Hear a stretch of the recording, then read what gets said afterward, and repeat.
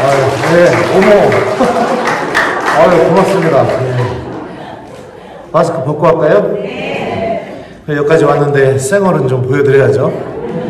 네, 반갑습니다. 김재덕입니다. 일단은 시작기도 하고 그리고선 제가 준비해온 이야기 해드리도록 하겠습니다. 성부와 성자와 성령의 이름으로 아멘. 은총이 가득하신 마리아님 기뻐하소서. 주님께서 함께 계시니 여인 중에 복되시며 태중의 아들 예수님 또한 복되시나이다.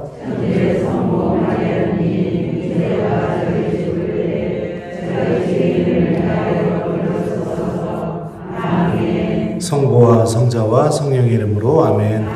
안녕하세요. 안녕하세요. 김재덕입니다. 여러분들 만나 뵙게 돼서 반갑습니다. 우리 주임 신부님 홍성민 신부님은 저랑 로마에서 같이 유학했던 신부님이에요. 그리고 후배지만 제가 참 배울 것이 많고 또 신부님 온화하시고 또 선배들한테 아주 잘 챙겨주고 그래서 신부님이 부탁해가지고 제가 약속 잡았어도 취소하고 오겠다고 그 정도로 이렇게 그런 마음으로 이렇게 왔습니다. 또 가오동 성당은 제가 대화동에 있을 때 족구 시합 했었죠. 그죠? 영원한 숙적. 네, 그래서 이기지 못하고 대화동을 떠났던 게 좀 또 그런 생각이 좀 드네요. 오늘 신부님께서 저에게 부탁하신 강의 주제는 미사와 성취조배에 대해서 여러분들에게 좀 이야기를 해달라고 이렇게 말씀을 하셨습니다. 제가 준비해온 것은 우리가 저는 성서를 공부했기 때문에 여러분들이 미사 때 어떤 말씀을 내가 이렇게 묵상하면서 미사를 드리면 좋을지 그거를 좀 이렇게 준비해왔습니다. 미사 어떻게 드리시나요, 보통? 성호경 걷고 성부와 성자와 성령의 이름으로 아멘 하면은 마지막 강복받을 때까지 여러분들은 어떻게 미사 드리는지 모르겠습니다. 근데 시장 예식 때, 자비송할 때, 대형방송할 때, 그리고 또 독서와 복음에는 우리가 그때는 말씀을 드려야 되는 거고요. 그리고 와서 봉헌 시간에 또 신부님 감사송과 감사기도 하실 때, 그리고 평화 인사할 때 어떤 말씀을 내가 붙들고 이렇게 미사를 드리시는지 모르겠습니다. 아니면 아무 생각 없이 그냥 미사 드리는, 아니면 하여튼 제가 여러분들 속을 모르니까. 근데 좀 성경 안에서 관련된 이 하느님 말씀을 좀 미사 때 좀 이렇게 붙들고선 내가 미사를 드리게 되면 미사 안에 담겨져 있는 은총을 또 우리가 새롭게 느낄 수가 있다고 저는 생각이 듭니다.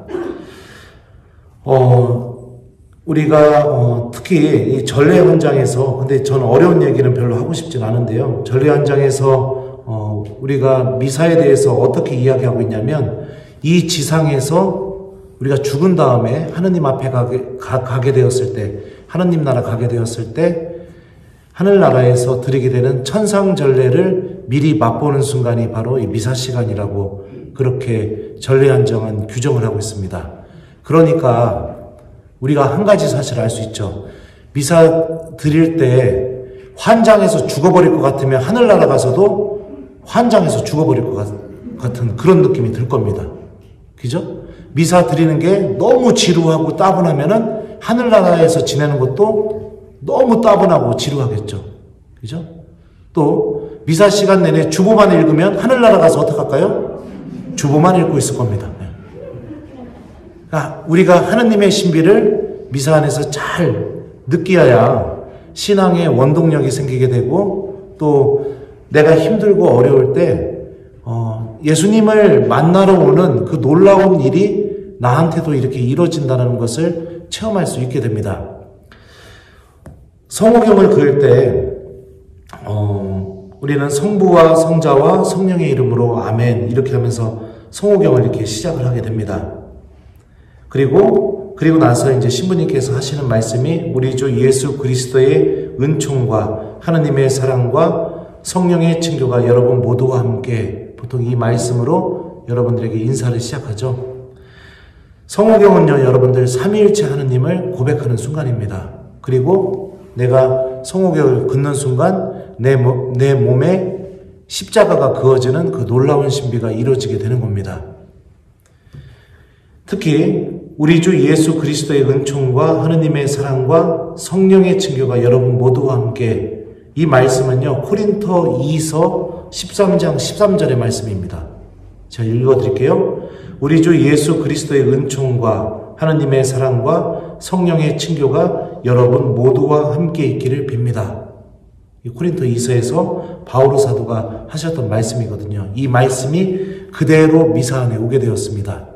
그러면 코린토 2서에서 바오로 사도가 왜 이 말을 했는지를 우리가 생각해 보면 미사 때 좀 묵상해 볼 수 있는 거리가 생기겠죠.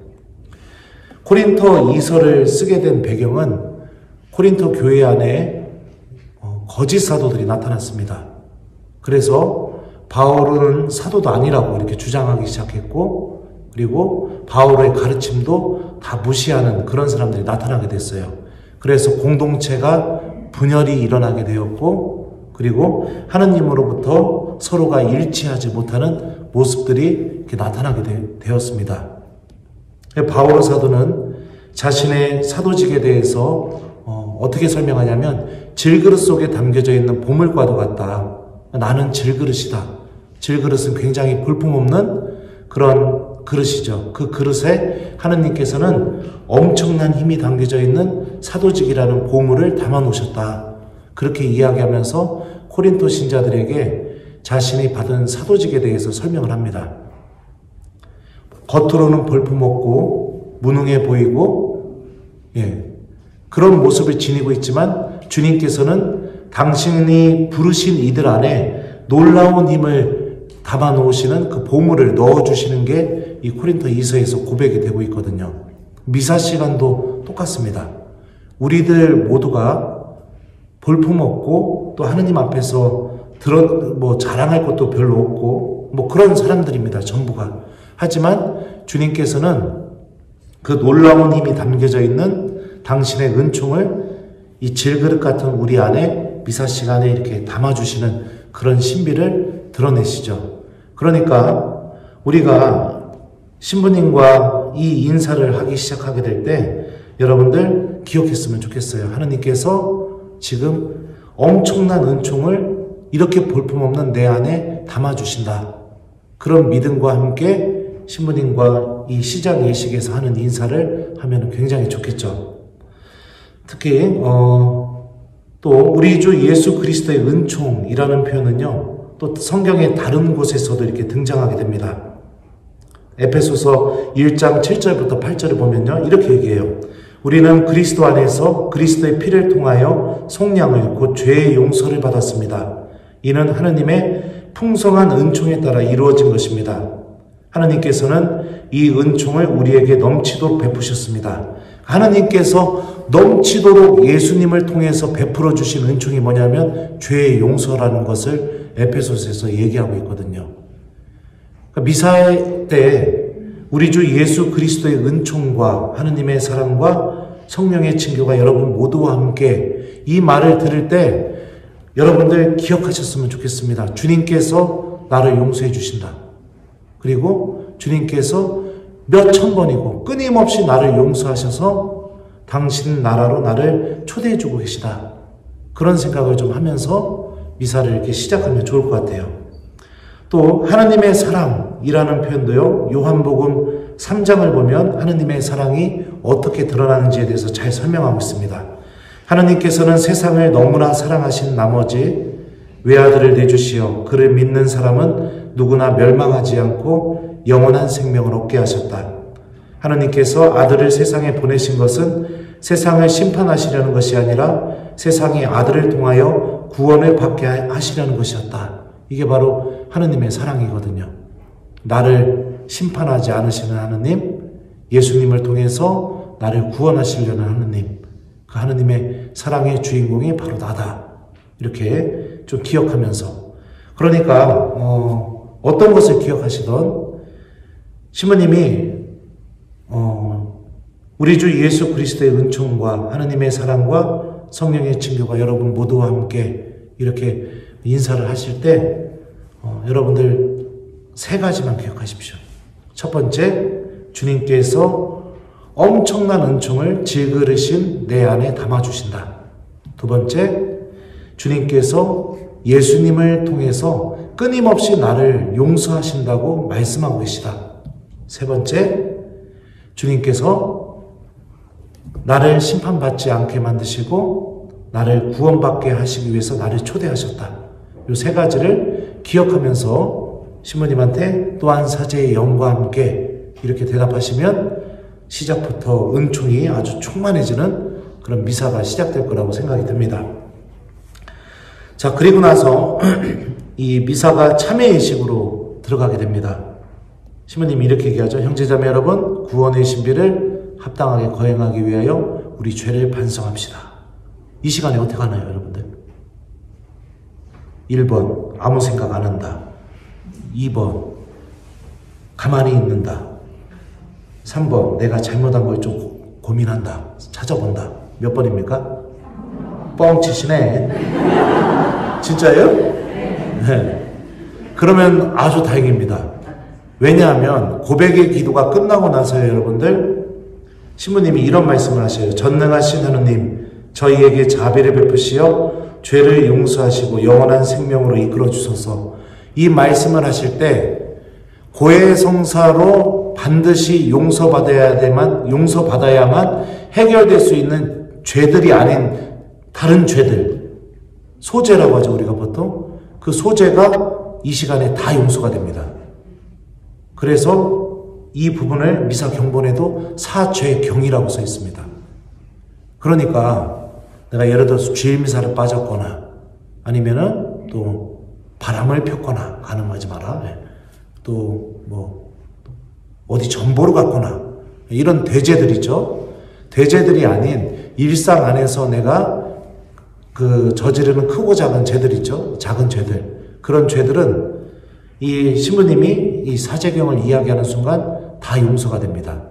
그러니까 고백의 기도를 시작하기 전에 신부님이 우리 죄를 반성합시다 하면은요, 어떻게 해야 되느냐?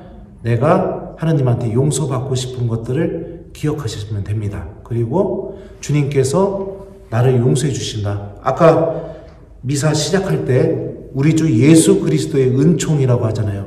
그 은총이 지금 나에게 이루어진다. 이런 믿음과 함께 고백의 기도를 바치게 되면 여러분들은 다 용서받은 상태로, 아주 깨끗한 상태로 미사를 참여하게 되는 겁니다. 굉장히 중요하겠죠, 이 시간이. 그죠? 자, 그리고 나서 이제 자비송을 하게 됩니다.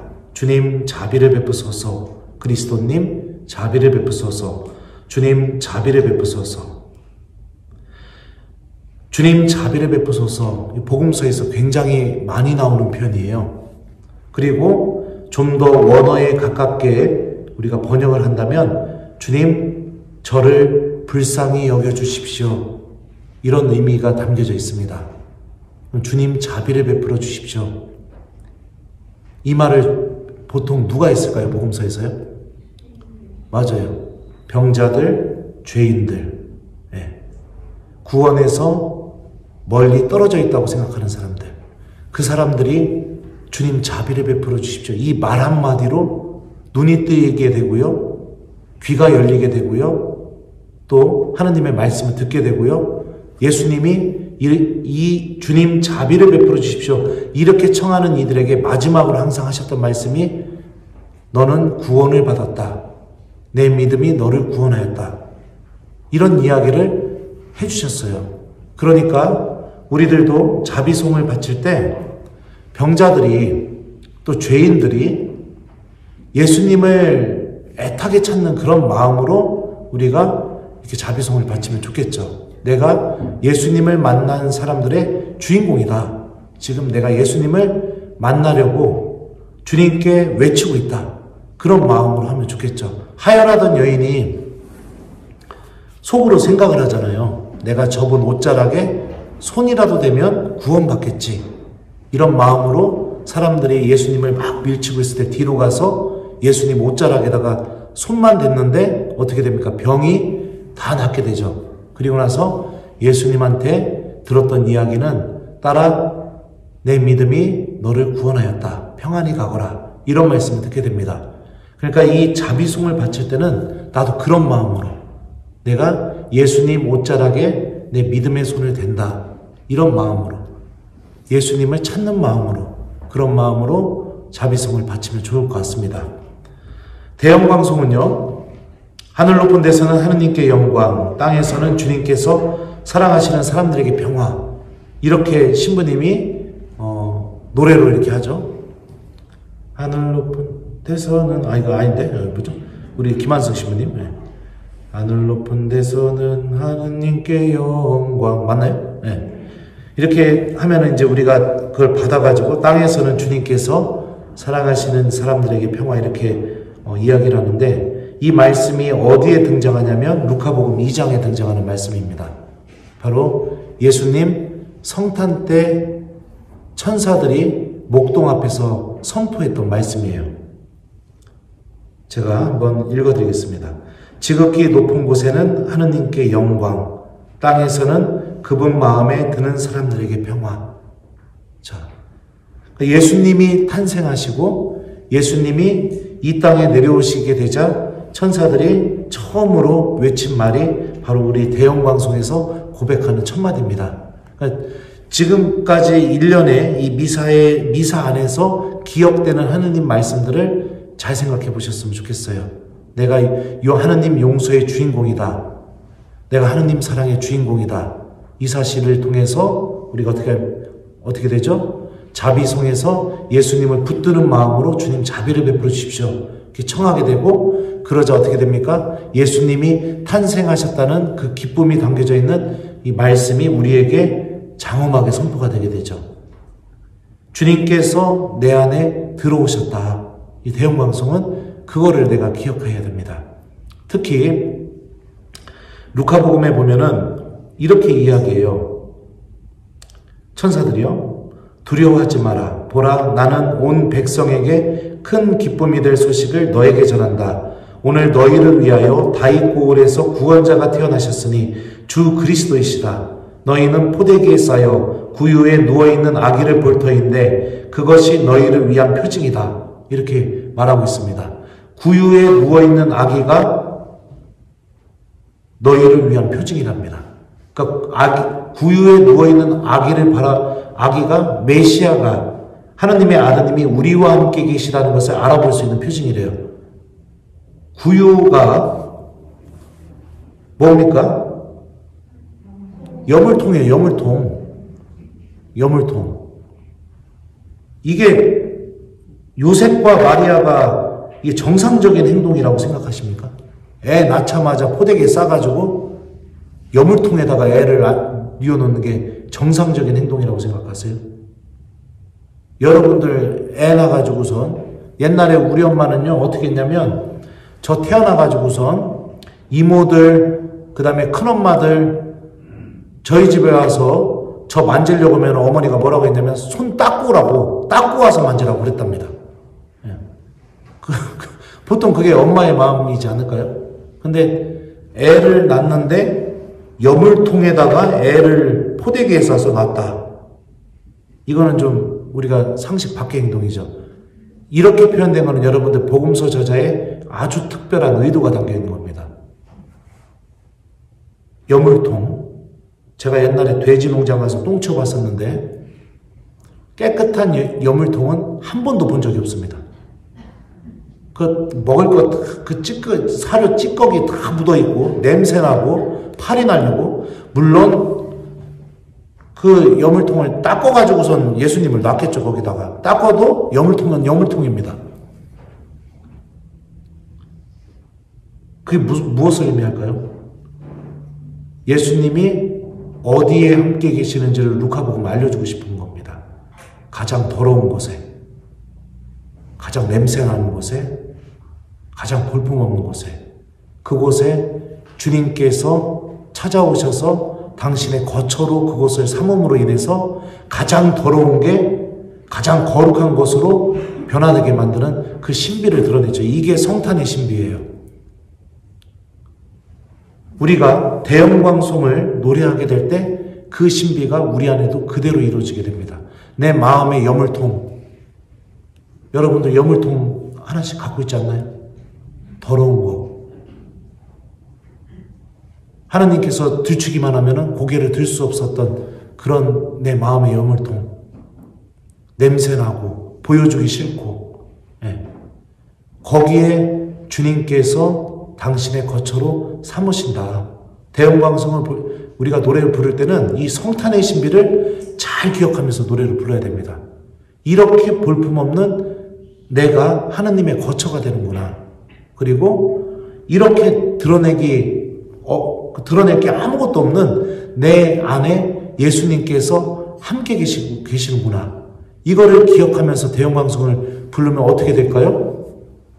눈물이 나겠죠. 그리고 기쁨에 차겠죠. 대영광송은 여러분들 성탄의 신비가 담겨져 있습니다. 그러니까 대영광송을 부르실 때는 여러분들 구유라는 글자를 꼭 기억하면서 대영광송 부르셨으면 좋겠습니다. 자, 그리고 나서 본기도가 시작됩니다. 신부님이 기도합시다 이렇게 하죠. 그리고 나서 우리 홍신부님 기도합시다 하자마자 주님 이렇게 바로 하시나요? 아니면 어떡하죠? 잠깐 침묵 시간을 주지 않나요? 보통 신부님들이. 그 침묵 시간을 왜 주냐면 여러분들 그때 기도하시라는 얘기입니다. 하나님한테 청하고 싶은 거. 그러니까 내가 개인적으로 하나님한테 청하고 싶은 것을 신부님이 침묵 시간을 줬을 때 청하시면 됩니다. 그리고 나서 신부님이 팔을 벌려서 본기도를 하십니다. 미사의 중심기도. 그게 어떤 의미냐면 여러분들이 한 기도 다 끌어 모아가지고 하나님한테 올려드리는 겁니다. 그러니까 신부님이 기도합시다 하고선 잠깐 침묵 지킬 때 여러분들에게 꼭 필요한 은총을 청하시면 됩니다. 자, 그리고 나서 여러분들 말씀의 전례가 시작되는데요. 여기서 퀴즈를 하나 내겠습니다. 미사 때 매일 바뀌는 게 하나가 있습니다. 신부님이 미사를 드릴 때 성호경부터 매번 똑같잖아요. 그죠? 성호경부터 매번 똑같은데 매일 유독 바뀌는 게 있습니다. 그게 뭘까요? 독서와 복음입니다. 매일 바뀝니다. 그거는 무엇을 의미하냐면 미사의 형식 자체는 고정되어 있지만 독서와 복음 말씀이 우리들에게 새로운 신비로 계속해서 초대해 줄 수 있는 힘을 갖고 있다는 것을 의미합니다.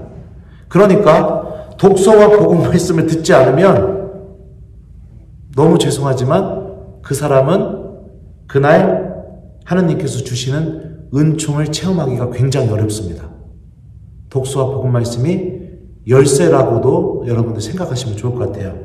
엠마오로 가던 제자들의 이야기를 기억하셨으면 좋겠습니다.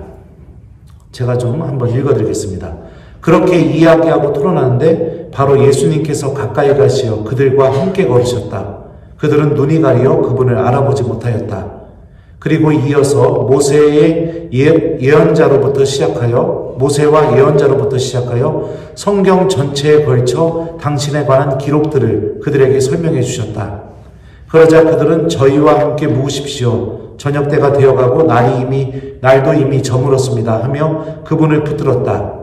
그래서 예수님께서는 그들과 함께 묵으시려고 그 집에 들어가셨다. 그들과 함께 식탁에 앉으셨을 때 예수님께서는 빵을 들고 찬미를 드리신 다음 그것을 떼어 그들에게 나누어 주셨다. 그러자 그들의 눈이 열려 예수님을 알아보았다. 그들은 서로 말하였다.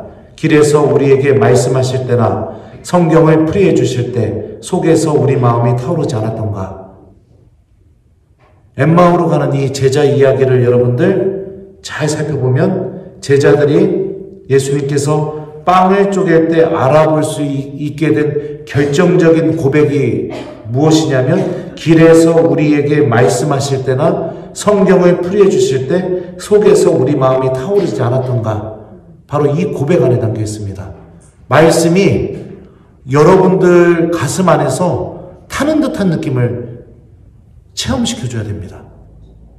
그래야 성체를 모시게 될 때 살아계신 예수님을 알아볼 수 있는 그 은총이 나에게 주어지게 됩니다.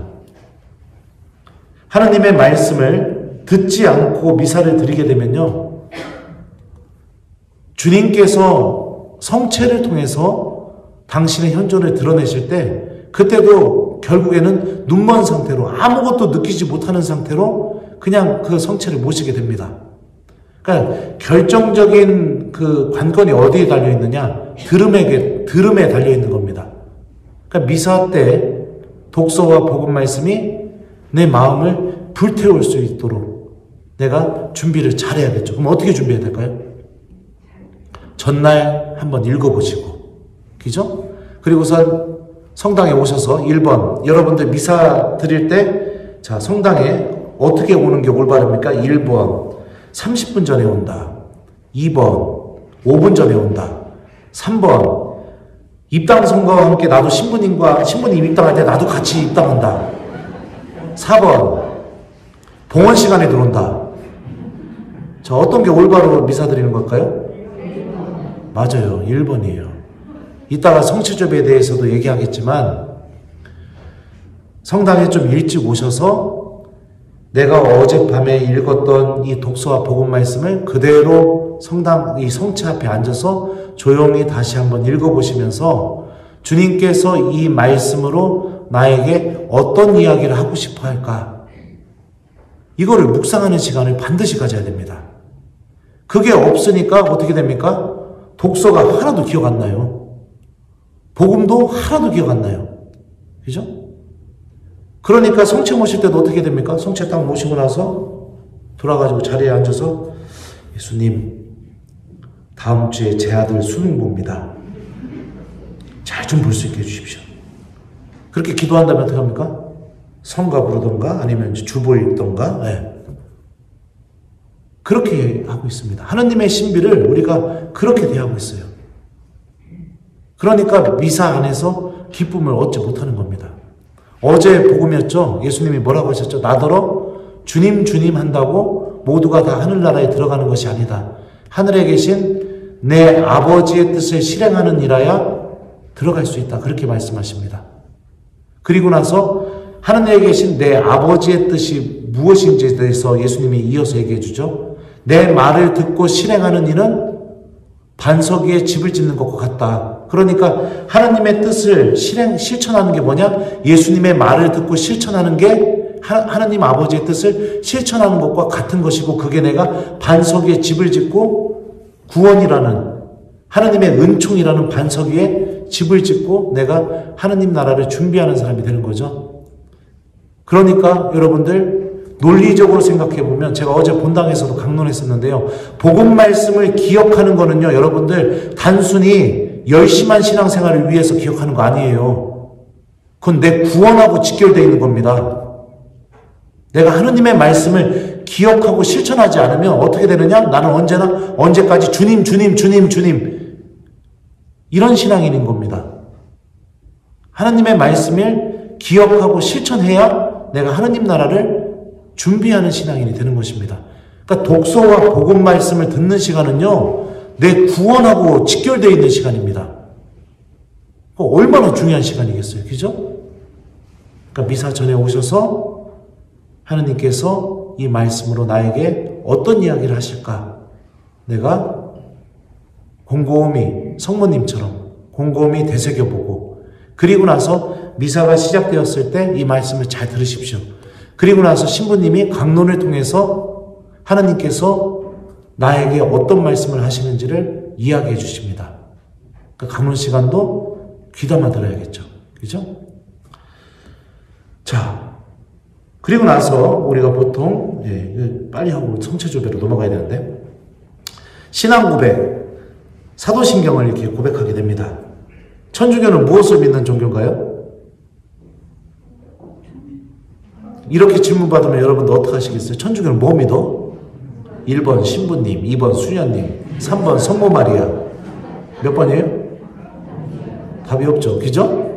천주교는 뭐 믿어? 이렇게 물어보면 여러분들이 미사 때마다 고백하는 신경을 이야기해 주면 됩니다. 신경은 모든 문구가 믿나이다로 끝납니다.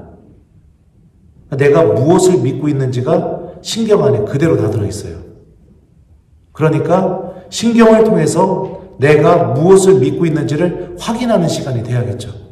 그죠? 하나님께서 나를 창조하셨다는 사실. 그죠? 그리고 나서 나를 구원하시기 위해서 예수님께서 십자가에 못 박혀서 돌아가셨다는 사실. 그리고 성령께서 오셔서 우리 교회 공동체를 만들어주시고 우리들의 미사와 이 모든 것 안에서 성령께서 우리를 일치를 이루어주시면서 우리를 구원으로 인도해주고 있다는 사실. 그리고 또 뭐를 믿죠? 우리들의 믿음은 사도로부터 이어오는 믿음이라는 것을 내가 기억하고 또 마지막에 어떤 걸 하죠? 육신의 부활도 우리가 이렇게 고백하게 되죠. 육신의 부활이 뭘까요? 육신의 부활. 왜 우리는 육신의 부활을 믿을까요? 여기 있잖아요. 여기 제가 상처가 하나 있는데 안 보여요? 내가 가서 보여줄까요? 국민학교 때 쓰레기장에서 불장난하다가 그 고무가 여기 떨어져가지고 그래서 여기 되어가지고 얻은 상처입니다. 제가 이 화면에다 이렇게 비춰놓을게요. 여러분들 나중에 유튜브로 확인하세요. 그리고 여기에 상처가 하나 있습니다. 이 상처는 뭐냐면 고등학교 때 친구들이 제가 여자친구가 있었는데 물어보더라고요. 야, 너 뽀뽀 해봤냐? 그래서 아니? 그랬더니 야, 이 바보야. 아직까지 뽀뽀도 못 해봤냐? 그랬더니 친구들이 뽀뽀하는 방법을 알려줬어요. 그래가지고 그 여자애를 집에 데려다 주면서 그 걔네 집이 이제 이렇게 골목이 있고 이렇게 좀 어두웠습니다. 그래서 벽에다가 친구들이 알려준 대로 그 여자를 확 밀어놓고 우선 벽 뒤에다가 손을 하나 딱 짚은 다음에 이러고서 이제 뽀뽀를 하려고 이렇게 딱 고개를 다가가는데 심장이 막 터질 것 같아가지고 나는요 그때 처음 알았습니다. 제 귀에서 내 심장 뛰는 소리가 내 귀에서도 들릴 수 있다는 거예요. 여기서 막 쿵쾅 막 이러는 거예요. 여보 이렇게 가다가 이게 터질 것 같아서 제가 한숨을 팍 쉬면서 아이씨 못하겠네 했더니 그 여자애가 구두발로 차가지고서 생겼어요. 상처입니다. 갖고 피가 철철 나가지고 아이고 아파 하고 왔는데 그때 찼던 구두발로 찼는데 이게 까져가지고선 흉져가지고 여기 상처가 있어요. 내가 지금 뭔 얘기 하려고 하는 거 같아? 육신의 부활. 왜 근데 육신의 부활을 얘기하는데 내가 왜 이런 얘기할 거야? 우리들의 몸에는요, 여러분들, 내가 살아온 삶의 기억이 다 담겨 있습니다. 내 몸에 난 상처는요, 그때 겪었던 사고가 담겨져 있죠. 그죠? 네. 그게 뭐를 얘기하냐면, 나의 몸 안에는요, 내가 살아온 삶의 역사가 다 담겨 있는 겁니다. 왜 우리가 육신의 부활을 믿는다고 고백하는지 아세요?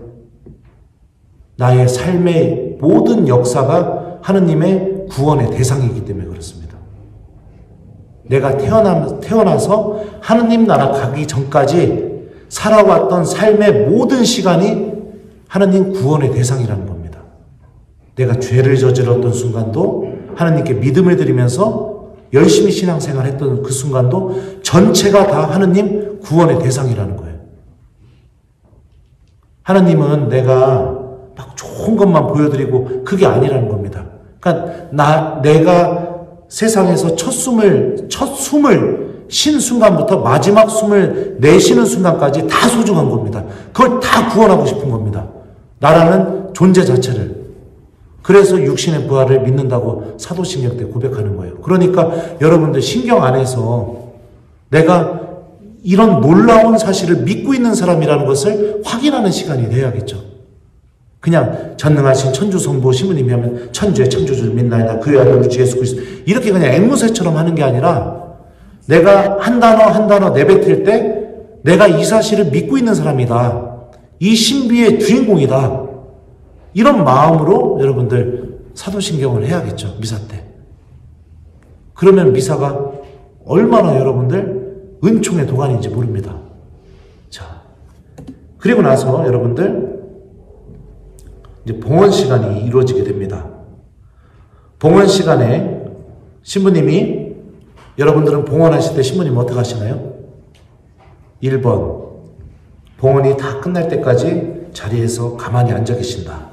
2번, 제대 앞에 오셔서 누구 얼마나 했는지 다 확인하신다. 3번, 빵을 들어서 하나님한테 봉헌하고 또 포도주를 들어서 하나님한테 봉헌한다. 몇 번입니까? 3번이죠. 네. 봉헌 시간에 여러분들이 봉헌을 할 때 신부님은 빵과 포도주를 하나님한테 봉헌하는 그 일을 하고 계십니다. 요한복음 6장을 보면은요, 안드레아가 예수님한테 이렇게 말합니다. 여기 보리빵 5개와 물고기 2마리를 가진 아이가 있습니다만 저렇게 많은 사람에게 이것이 무슨 소용이 있겠습니까? 이렇게 이야기하자 예수님이 그 보리빵 5개와 물고기 2마리를 가져오라고 해서 예수님 손 위에 올려놓고 하늘을 우러러 감사 기도를 드리고 나서 그것을 떼어서 나눠주니까 장정만도 5,000명이나 되는 사람이 그 빵을 먹게 됩니다. 이 신비가 벌어지는 순간이 여러분들 봉헌 시간입니다. 신부님이 빵을 이렇게 들어 올리시고 포도주를 들어 올리실 때 여러분들의 일주일의 삶을 그 신부님 손 위에 얹어 놓으십시오.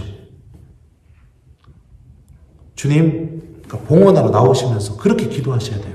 주님, 제가 일주일 동안 잘 살지도 못했고 누구랑 싸우기도 했고 하지만 이런 못난 마음도 이 못난 시간도 당신께 다 봉헌합니다. 그렇게 하면서 이 신부님 손 위에 여러분들이 얹어 놓으셔야 됩니다. 보리빵 5개와 물고기 2마리는 5,000명이라는 사람에게 무의미해 보이는 음식이었습니다. 하지만 그게 예수님 손에 올라가게 되었을 때 엄청난 기적으로 바뀌게 된 것처럼 여러분들의 일주일의 삶도 그렇게 별 볼 일 없다고 느껴질지 모르겠지만 그게 사제의 손 위에 올라가게 됐을 때는 엄청난 은총으로 되박혀서 여러분들에게 돌아오게 될 겁니다. 그러니까 봉헌 성가가 울려 퍼지게 되면 지갑에서 1,000원짜리를 낼까 5,000원짜리를 낼까 10,000원짜리를 낼까를 고민하지 마시고 예수님의 빵의 기적 장면을 기억하면서 그 어린아이가 보리빵 5개와 물고기 2마리를 예수님 손 위에 얹어놓은 것처럼 나도 그런 마음으로 일주일 동안에 내가 살아온 삶의 시간, 다시 말하면 나의 보리빵 5개와 물고기 2마리를 사제의 손에 얹어놓으려고 하는 그런 마음을 여러분들이 가지셔야겠죠. 봉헌 시간에는 예수님의 빵의 기적 이야기를 기억하십시오. 아셨죠? 네.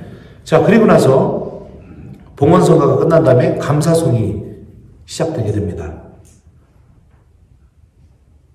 신부님이 이렇게 말씀하셔요. 주님께서 여러분과 함께 마음을 드높이 우리 주 예수님께 감사합시다. 마땅하고 옳은 일입니다. 그 다음에 거룩하신 아버지, 사랑하시는 성자 우리 주 예수 그리스도를 통하여 언제나 어디서나 아버지께 감사함이 참으로 마땅하고 옳은 일이며 저희 도리요 구원의 길이옵니다. 이렇게 고백합니다. 하나님한테 감사드리는 게 구원의 길이라고 신부님이 그렇게 미사경본에 쓰여져 있는 말을 읽어요. 여러분들 앞에서.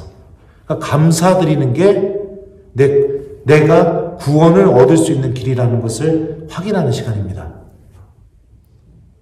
예수님께서도요, 빵의 기적을 일으키실 때 어떻게 하셨느냐? 빵을 손에 들고 감사를 드리신 다음 그것을 떼어서 자리에 앉은 사람들에게 나눠주게 됩니다. 그러니까 감사를 드린다는 것은요, 하느님의 놀라운 은총과 구원을 얻게 되는 겁니다. 그러니까 신부님이 이 감사송을 읽으실 때 여러분들 하나님한테 감사 기도를 하시기 바랍니다. 마음속으로. 주님, 이번 주에 아이들이 사고 안 나고 한 주간 잘 살았습니다. 주님 감사합니다. 아무리 작은 거라도요, 하나님한테 감사할 거리를 찾아서 신부님이 이 감사송을 바칠 때 여러분들도 하나님한테 감사 기도를 드리십시오. 그냥 멍 때리고 가만히 계시지 마시고요. 네. 주님, 이번 주에는 남편이 매주 나가서 밥을 먹었습니다. 주님 감사합니다. 네, 뭐 이런 기도. 네. 뭐가 되든지 간에 감사드릴 걸 찾으십시오. 그래서 이때 신부님이 여러분들 하느님한테 감사를 드릴 때 여러분들도 같이 감사를 드리셔야 되는 겁니다. 자, 그리고 나서 거룩하시도다가 나오게 됩니다. 거룩하시도다, 거룩하시도다, 거룩하시도다. 온누리의 주 하느님, 하늘과 땅에 가득 찬 그 영광.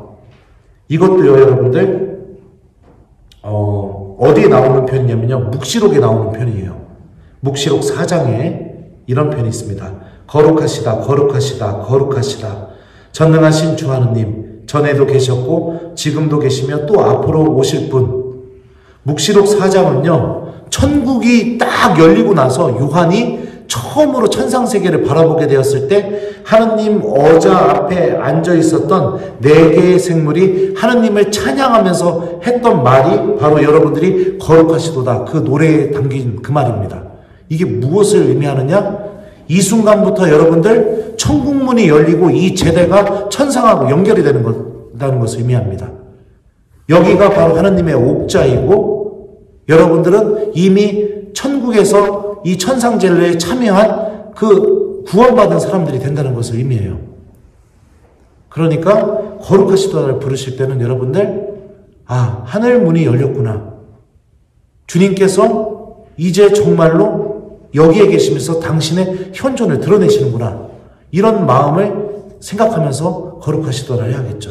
특히 이 묵시록 4장의 말씀, 천국문이 열렸다는 것, 이것을 기억해야 됩니다.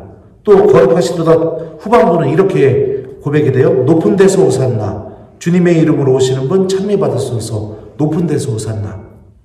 이 말씀 어디에 나오는지 아세요?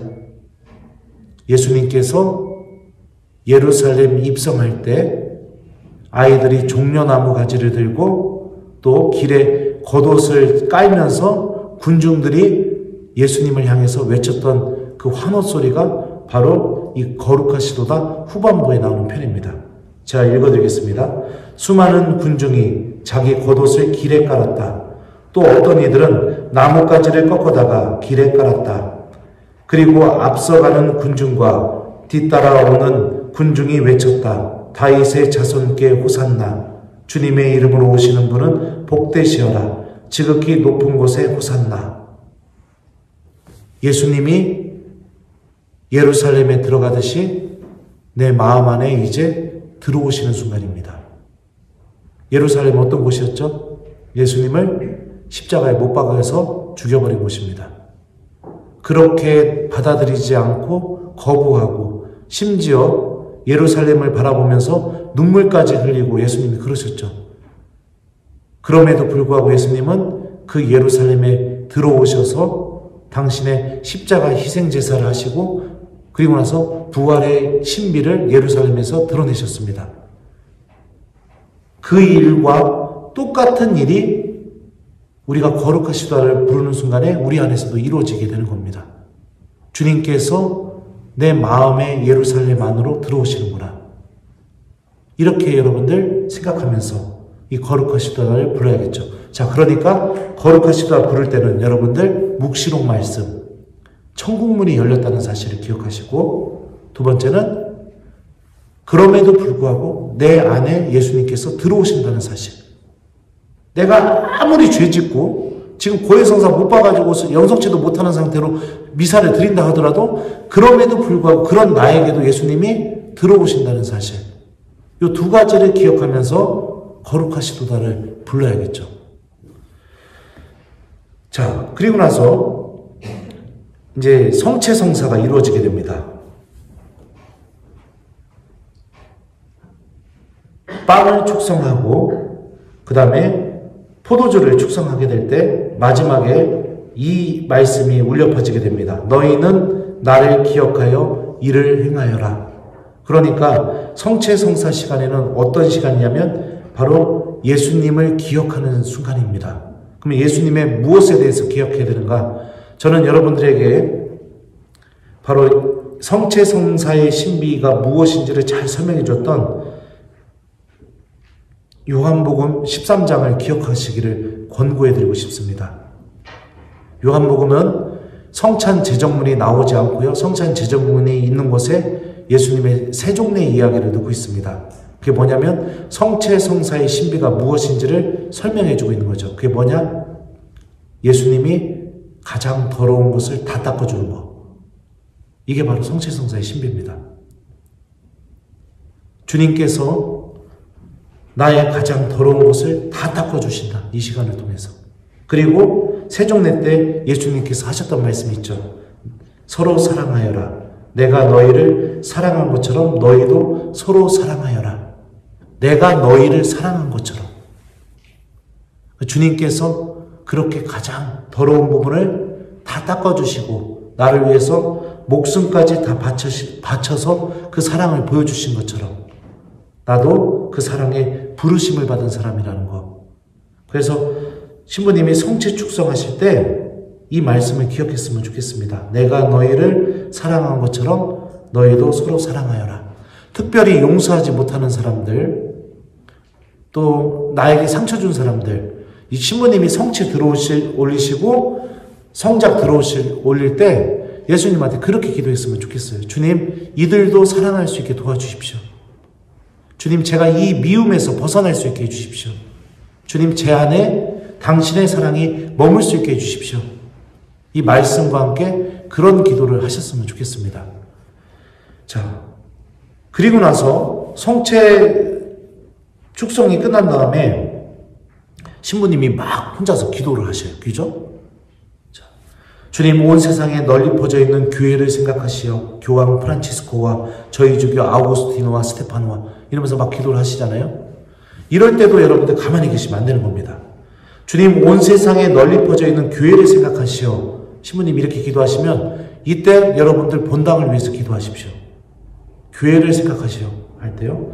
교황 프란치스코와 이때는 교황님 위해서 기도하시고 저희 주교 아우구스티노와 스테파노와 이때는 우리 주교님들을 위해서 기도해 주시고 모든 성직자와 더불어 사랑의 교회를 이루게 하소서. 모든 성직자 할 때 여러분들 어떤 신부님을 위해서 기도해야 될까요? 1번 이원하 신부님, 2번 이경렬 신부님, 3번 홍성민 신부님, 4번 김재덕 신부님. 어떤 신부님이요? 네? 맞아요. 본당 신부님 위해서 기도해 줘야 됩니다. 네. 모든 성직자와 더불어 할 때 본당 신부님도 기억해 주시고 또 여러분들이 특별히 사랑하시는 신부님들도 기억해 주세요. 아셨죠? 네. 부활의 희망 속에 고이 잠든 교우들과 이때는요, 여러분들 죽은 교우들을 기억해 주시면 됩니다. 그리고 세상을 떠난 다른 이들도 이때는 여러분들 세례받지 못하고 죽은 지인들을 기억하시기 바랍니다. 아셨죠? 네. 이렇게 기도하는 거예요, 미사 때. 또 모두를 생각하시어 그들이 주님의 빛나는 얼굴을 배우게 하소서. 저희에게도 자비를 베푸시어 이때는 여러분들 자신을 위해서 기도하시면 됩니다. 영원으로부터 주님의 사랑을 받는 하나님의 어머니 복되신 동정 마리아와 이때는 성모님에게 여러분들이 도움을 청할 것들을 기도하시면 되고요. 그 배필이신 성 요셉과 복된 사도들과 모든 성인과 함께 영원한 삶을 누리며 이때는 언제 누구에게 기도하냐면 되냐면요. 여러분들 주보성인. 저는 김재덕 베드로니까 저는 베드로 사도한테 기도하고요. 마리아 자매님은 성모님한테 하시고 카타리나 자매는 카타리나 성녀를 기억하면서 도와달라고 청하시고 이렇게 하시는 겁니다. 성자 예수 그리스도를 통하여 아버지를 찬양하게 하소서. 그러니까 성체 성사가 끝나고 나서 신부님이 이 기도문을 길게 읽으실 때 여러분들 집중해서 같이 기도하시는 거예요. 그냥 가만히 계시는 게 아닙니다. 자, 그리고 나서 주님의 기도를 우리가 바치게 됩니다. 주님의 기도를 바칠 때 여러분들 우리가 기억해야 될 게 뭘까요? 예수님이 주님의 기도 가르쳐 주시기 전에 하셨던 말씀이 있습니다. 너희는 기도할 때 다른 민족 사람들처럼 빈말을 되풀이하지 마라. 그들은 말을 많이 해야 들어주시는 줄로 생각한다. 그러니 그들을 닮지 마라. 너희 아버지께서는 너희가 청하기도 전에 무엇이 필요한지 알고 계신다. 그러므로 이렇게 기도하여라 하고서 알려주신 기도가 주님의 기도예요. 그러면은 지금까지 내가 신부님과 함께 기도하고 순간순간 하나님의 말씀을 다 기억했잖아요. 그죠? 그러면은 주님의 기도를 바칠 때는 하나님께서 이 모든 것을 다 듣고 계시다. 이 사실 하나만 기억하면서 바치시면 되는 겁니다. 아셨죠? 네. 그냥 모든 것을 하나님께 맡긴다, 내가. 그러면서 이 주님의 기도를 천천히 바치시면 됩니다. 자, 그리고 나서 이제 주님의 기도가 끝난 다음에 평화 인사를 하게 됩니다. 그죠? 자, 평화 인사를 할 때 이런 표현이 나옵니다. 주 예수 그리스도님 일찍이 사도들에게 말씀하시기를 너희에게 평화를 두고 가며 내 평화를 주노라 하셨으니 저희 죄를 헤아리지 마시고 교회의 믿음을 보시오. 이렇게 표현이 나와요. 저희 죄를 헤아리지 마시고 교회의 믿음을 보시오. 신부님 이렇게 고백을 하시는데, 말씀하시는데요. 이 표현이 성경에서 어디에서 나오는지 그래도 좀 찾아서 연관성을 보자면 사람들이 중풍병자를 들것에 실어서 예수님께 데리고 가게 됩니다. 그러자 복음서 저자가 이렇게 표현합니다. 예수님께서는 그들의 믿음을 보시고 중풍병자에게 말씀하셨다. 얘야 용기를 내어라. 너는 죄를 용서받았다. 그러니까 예수님께서 중풍병자의 죄를 보시고 중풍병자의 믿음을 보시고 죄를 용서해 주신 게 아니라 중풍병자를 데려간 사람들의 믿음을 보시고 중풍병자의 죄를 용서해 줬죠.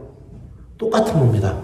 주님께서 나의 죄를 바라보시는 분이 아니라 우리 교회 공동체의 믿음을 바라보시고 우리들의 죄를 용서해 주시는 그 놀라운 신비를 드러내시는 거죠. 그러니까 평화 인사를 할 때 여러분들 하나님께서 내 죄를 바라보시는 게 아니라 우리 교회의 믿음을 보고 계신다. 이런 희망을 가지면서 평화 인사를 하셨으면 좋겠습니다.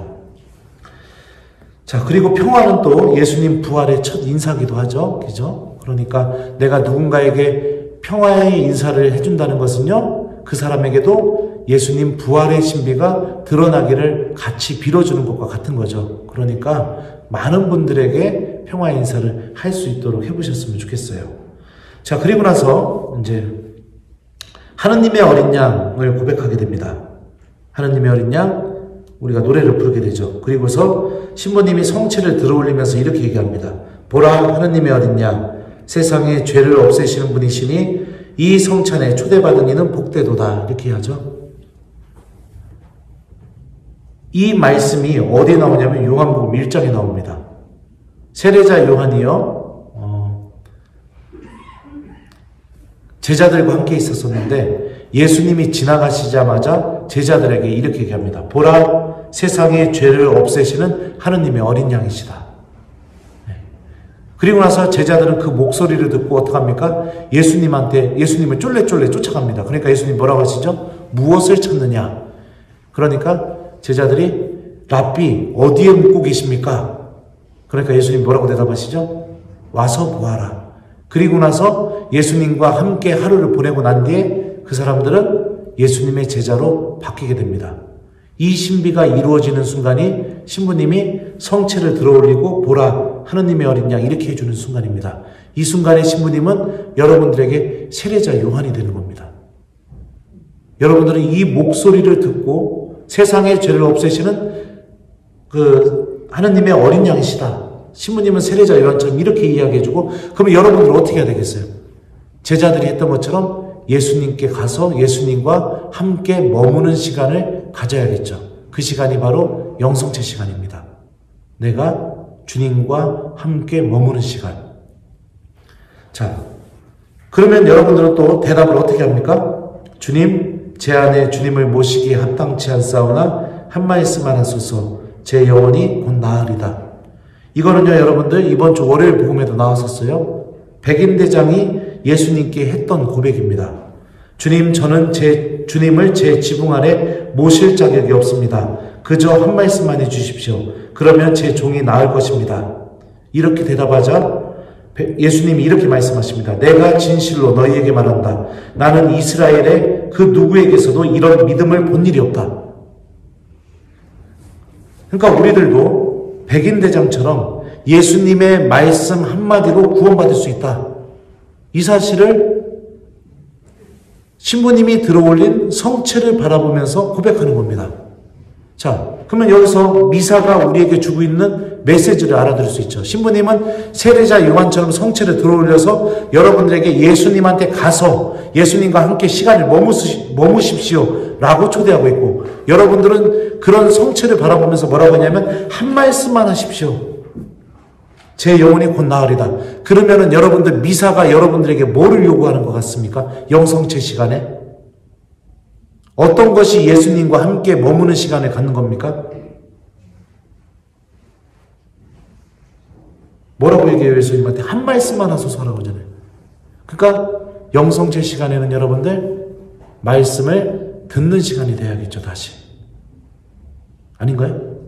어떤 말씀을 내가 들어야 되는가? 다시 얘기하면 어떤 말씀을 기억해야 되는가? 독서와 복음에서 선포된 말씀. 그러니까 여러분들 1독서, 2독서, 복음 말씀 들을 때 매일 미사에 1독서나 2독서나 복음 중에 한 구절만 줄을 쫙 거놓으셨으면 좋겠습니다. 그리고 성체성가가 울려 퍼지고 성체모시로 나오잖아요. 그 말씀 한번 읽어보고 계속 그 말씀만 생각하면서 성체받으러 모시러 나오십시오. 그리고 신부님이 그리스도의 몸하고 아멘 하고서 손에 성체 올려주시면 성체 영하시잖아요. 성체 영하자마자 여러분들이 기억하려고 했던 그 말씀을 다시 기억하십시오. 그리고 자리에 앉아서도 그 말씀만 기억하십시오. 여러분들이 성체 안에 계신 예수님한테 그랬잖아요. 한 말씀만 하셔서 제 영혼이 곧 나으리다. 이렇게 고백했잖아요. 그죠? 그러니까 그 말씀만 계속 기억하면서 영성체 시간 안에서 그 시간을 보내셨으면 좋겠습니다. 그러면 주님께서 그 말씀으로 여러분들 영혼을 두드리시기 시작할 겁니다. 그러면서 기도가 자연스럽게 나오기 시작하게 될 겁니다. 이게 굉장히 중요한 겁니다. 그래서 성체 모실 때는 독서나 복음 말씀 중에 딱 한 구절 내가 정해놓은 거를 계속 기억하면서 그러면서 성체를 영하는 겁니다. 주님, 아파트가 빨리 팔리게 해주십시오. 이런 기도 하시는 게 아니에요, 여러분들. 하나님 말씀 한 말씀으로도 내가 충분할 수 있다. 내가 그 말씀으로 위로받겠습니다. 그 말씀으로 내가 당신 안에 머물겠습니다. 이렇게 고백한 거예요, 여러분들이. 그러니까 그 말씀을 붙들고 앉아있는 시간을 꼭 가지셔야겠죠. 자, 그리고 나서 신부님이 마지막에 강복을 주십니다. 전능하신 천주 성부와 성자와 성령께서는 여기 있는 모든 이에게 강복하소서. 어떤 분들은 성체만 영하시고 훌러덩 나가시는 분들이 있어요. 근데 그거는 참 불쌍한 사람들입니다. 왜냐하면 강복이 갖고 있는 영적인 힘이 무엇인지를 모르기 때문에 그렇습니다. 여러분들 창세기 읽어보면 족보가 나옵니다. 그죠? 족보를 보면은 누군 누구를 낳고 누군 누구를 낳고 이런 내용이 계속 나와요. 그리고 또 어떤 족보는 누구를 낳았는데 그 사람은 어느 땅을 차지하고 이런 내용이 계속 반복이 됩니다. 이게 무엇을 의미하냐면 창세기에서 하느님께서 사람을 창조하시고 나서 강복하시면서 하셨던 말씀이 있습니다. 그게 뭐냐면 자식을 많이 낳아 번성하고 땅을 가득 채워라 이렇게 하느님이 아담에게 사람을 창조하시고 나서 그렇게 강복을 해주셔요. 창세기의 족보는 뭐냐면 하느님께서 강복하신 말씀이 어떻게 이루어지는지를 증거자료로 제시해주고 있는 겁니다. 그러니까 강복이라는 것은요, 성경 안에서 강복은요, 여러분들 반드시 이루어지는 힘을 갖고 있는 게 강복입니다. 그러니까 내가 미사 때 강복을 받는 것은 오늘 미사 때 듣게 된 독서와 복음 말씀이 나에게 반드시 이루어지는 은총을 받는 시간이 강복 시간이에요. 굉장히 중요하죠. 그러니까 여러분들이 강복을 받을 때도 어떻게 해야 되느냐? 영성체 때 기억했던 그 말씀을 강복받는 순간에도 기억하면서 강복을 받아야 됩니다. 주님, 이 말씀 오늘 제 안에서 꼭 이루어질 수 있게 해주십시오. 이렇게 기도하는 마음으로. 그렇게 강복을 받아야죠. 자, 그래서 미사를 이렇게 들으시면 하느님의 말씀이 계속해서 미사 시간 내내 막 울려 퍼지게 되고 그리고 내가 그 말씀과 함께 기도할 수 있는 그런 은총 안으로 여러분들 그렇게 초대받을 수가 있을 거라고 생각이 듭니다. 그러니까 미사 때 내가 순간순간 어떤 말씀을 기억해야 되는지 여러분들 잘 이렇게 잊지 않고 기억하셨으면 좋겠어요. 이거 뭡니까? 녹화했으니까요. 놓을 테니까 오셔가지고 궁금하면 이렇게 또 보고 하시면 됩니다.